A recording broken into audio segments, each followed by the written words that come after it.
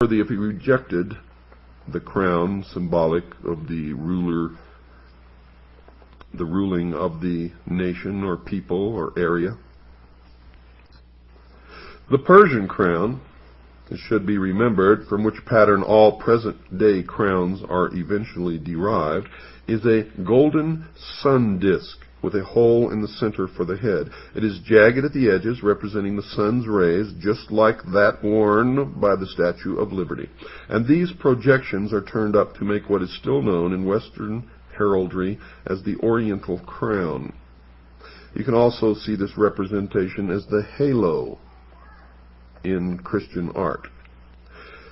Now the candidate has to prove himself in a mock combat with soldiers and animals in a number of caves. When the Emperor Commodus went through this degree of initiation, he actually killed one of the participants, although he was supposed only to make a symbolic slaying. Passed through the soldier degree, the Mithraist was eligible, after a lapse of time, to be promoted to the rank of lion. He was taken again to the cavern, and honey was smeared upon his brow, as opposed to the water which had been used in his acceptance into the earlier degree, his baptism.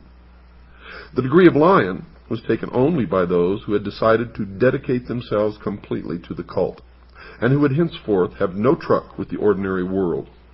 The lion was, then, a sort of priest, but rather more of a monk. He was trained in the rites of the cult and told certain secrets.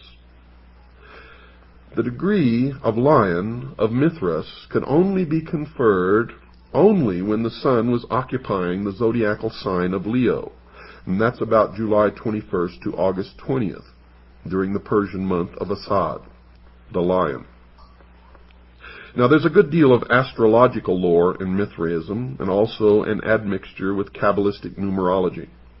The Greek branch of the Mithraists, for example, worked out that the numerical equivalent of the name, spelt by them Mithras, was 365, and thus corresponded to the number of days in the solar year. Well, since the deity was the sun, then this is exactly what it should have been. In the purely magical sense, Mithraism has it that both the name of the god and the rank which the individual holds in the cult have magical power. Thus, if a person wants to achieve anything, he has to concentrate upon the word Mithra while preparing for himself the ceremonial repast and beating alternately a drum and cymbals. That the effect of initiation was to produce someone of upright character is amply evidenced by literature of the Roman times, in which the Mithraists were generally considered to be thoroughly trustworthy and improved people. Even their enemies could reproach their own followers with the vitality of the Mithraist creed. Tertullian, in his De Corona, which is Latin for the crown, which he composed in the 3rd Christian century, upbraids the Christians, inviting their attention to the Mithraists as examples. De Corona actually means the crown of thorns. You, his fellow warriors, should blush when exposed by any soldier of Mithra. When he is enrolled in the cave, he is offered the crown which he spurns, and he takes his oath upon this moment, and is to be believed. Through the fidelity of his servants, the devil puts us to shame, he said. Now there were 7 degrees of initiation in all, although there are some branches of the ecstatic side of the lore, which include certain others, making the total 12. After lion came the Persian, then the runner of the sun, then father, and finally father of fathers. The 12th degree, it is said, is king of kings, and where have we heard that before?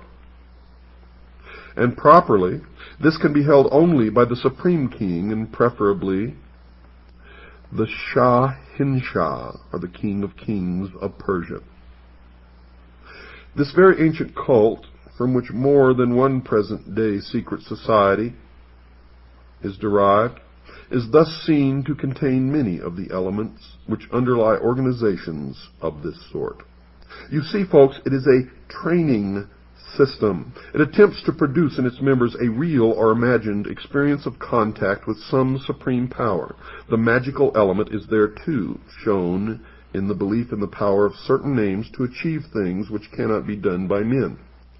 Mithraism was not an antisocial society in the sense that it did not conflict in its aims with the objectives of the countries in which it flourished, and hence it did not threaten the established order. It was tolerant of other creeds, just like Freemasonry is now. You can belong to any religion and join at the lowest level, but I guarantee you when you reach the highest, you will belong to only one religion. The tolerance of other creeds meant that it did not attempt to supplant them.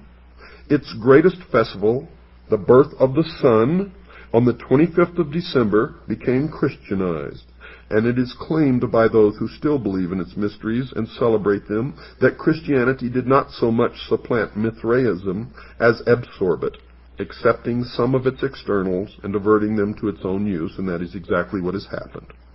Perhaps incongruously, a present-day follower of Mithra in England recently likened this phenomenon to the eclipse of the Liberal Party. Quote, "Because the two other parties have taken over its objectives and widened the basis, only the actual initiates of Mithra know what has been lost in the process." Unquote. So the young man in the Phrygian bonnet, sometimes seen as the conqueror of the bull, or even as a man with a lion's head, still has his devotees. And folks, the sun still shines. So what has all this got to do with stars and stardust? Many people believe that Venus is the morning star. In the ancient days, they say that it was Sirius that rose just before the sun with a red cast to it and then turned a brilliant white as it rose up into the heavens. Well, folks, if you really think about it, the sun is the morning star. Good night, and God bless each and every one of you.